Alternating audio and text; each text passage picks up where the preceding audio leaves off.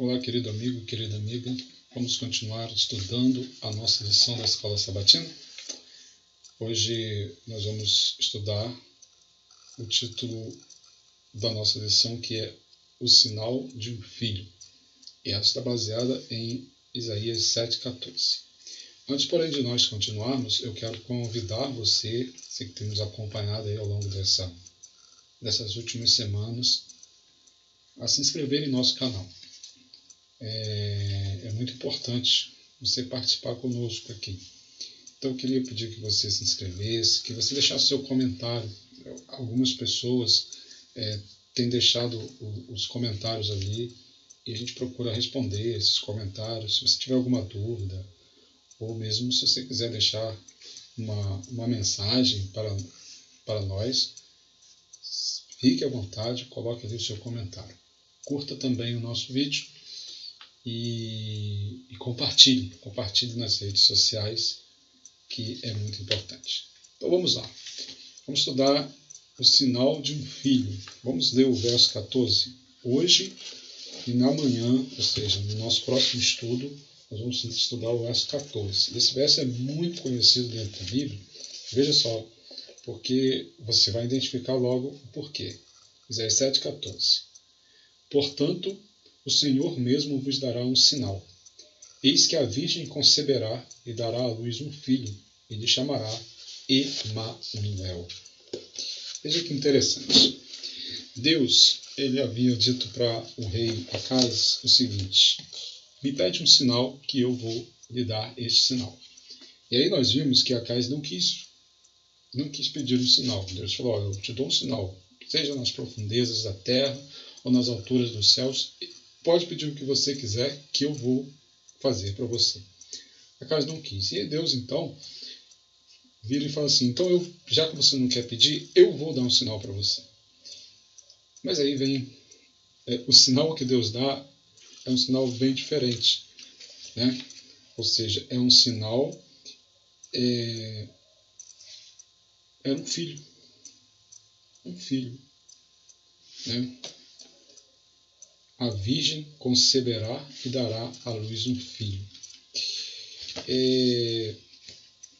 O Antigo Testamento, né?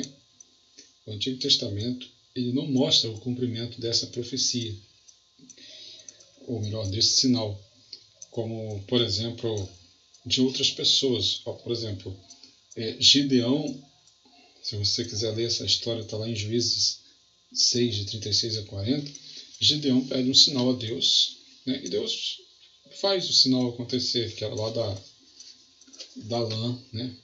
Molhada, depois a lã seca. Deus dá o sinal para Gideão. A gente vê o cumprimento. Porém, aqui nós não vimos em nenhuma parte do Antigo Testamento o cumprimento dessa profecia. Eu quero apresentar para vocês aqui algumas possibilidades do que seria essa profecia. E depois nós vamos falar como essa profecia foi aplicada posteriormente. Veja só. A lição vem dizendo que, por exemplo, na nova tradução da linguagem de hoje, uma versão bíblica, usa a palavra virgem, na realidade é traduzida como jovem. E uma das possibilidades é que essa jovem, essa mulher, em idade de se casar, ela vivesse ali em Jerusalém. E alguns, com base ali no capítulo 8, no verso 3, acreditam que esta mulher seria a esposa de Isaías. A esposa de Isaías, que era uma profetisa também. Bom, outros sugerem que o Emanuel, aqui fala, né? Lhe chamarás Emanuel. Que esse Emanuel seria Ezequias, o filho de Acais, o bom rei Ezequias. Ezequias foi um bom rei em Israel, e a gente conhece um pouco a história de Ezequias, e vamos falar sobre ele ainda, enquanto nós estivermos estudando aqui o livro de Isaías. Então, alguns acham que poderia ser o rei Ezequias. A tradução de Emanuel significa Deus conosco. Então, isso está se referindo à presença de Deus. Então, muitos sugerem, né, que ele, né, poderia ser o filho especial profetizado em Isaías 9 e 11. Né? Nesse caso, Isaías 9 diz que ele será a raiz de Jessé. Isaías 11 atribui, né? Isaías 9 diz que vai dar uma descrição divina. Isaías 9, verso 6, né? Maravilhoso conselheiro, Deus forte, Pai da eternidade, príncipe da paz.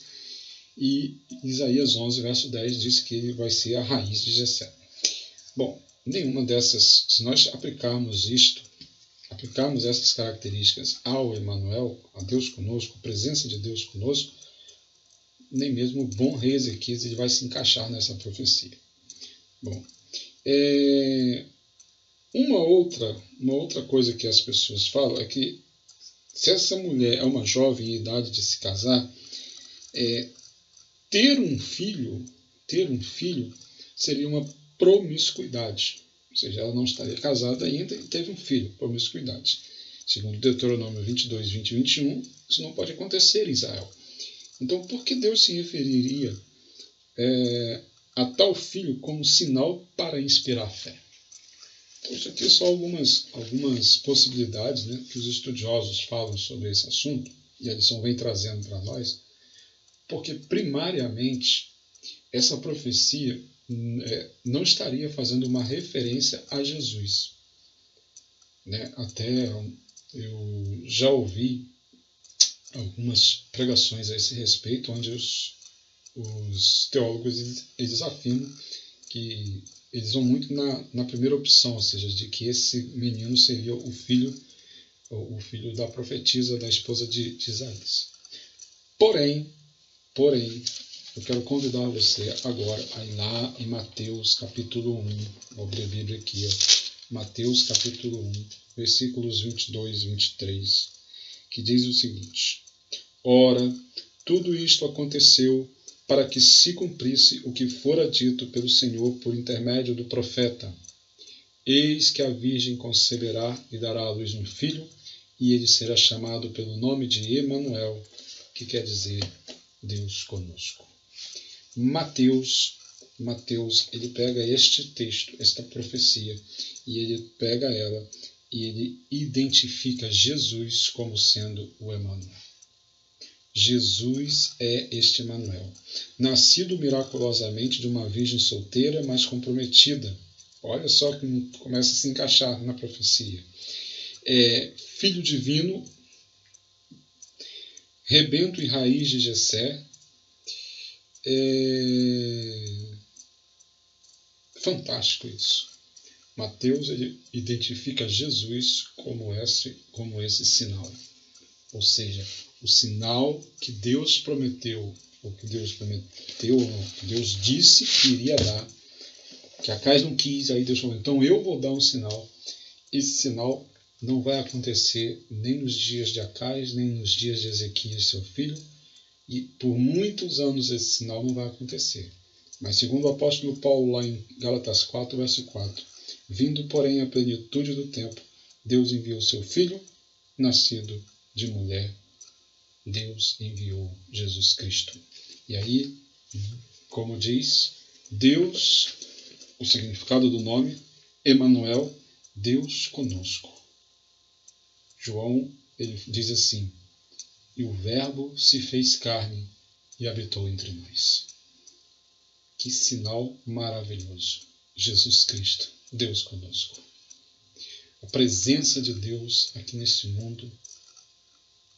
Deus, ele se faz homem e vem morar em nosso meio. Quando eu penso nisso, quando eu penso que Deus ele assume a forma humana para nos salvar, eu fico emocionado quando eu começo a meditar nisso. A que ponto Deus chegou? A que ponto chegou o amor? A que nível tão alto chegou o amor de Deus? Ele assume a forma humana, ele se transforma em carne como nós. Ele vem aqui para morrer por nós. Mas ele não só veio aqui morrer, ele passou 33 anos de sua vida aqui, aproximadamente 33 anos e meio, como ser humano. Deus conosco. E esse Deus conosco continua conosco. Eu sei que é redundante, mas Deus continua conosco. A promessa de Jesus é: eis que estou convosco todos os dias até a consumação dos séculos. E Deus continua conosco. Ele está aí do seu lado e Ele está do meu lado. E nós podemos confiar nele, confiar nas promessas que Ele fez, confiar na salvação que Ele nos oferece. Vamos orar. Obrigado, Senhor Deus, por ter enviado o Teu Filho Jesus aqui neste mundo. Emmanuel veio aqui e o Senhor se fez presente em nosso meio. O Senhor habitou no nosso meio, cheio de graça e de verdade. E o Senhor continua aqui conosco. Através do Espírito Santo, continua ao nosso lado, nos guardando, nos protegendo, nos oferecendo a salvação. Nos ajude, ó Deus, a sermos obedientes e a fazermos a Tua vontade. Ajude-nos, ó Deus, a aceitar a Tua salvação. Em nome de Jesus. Amém.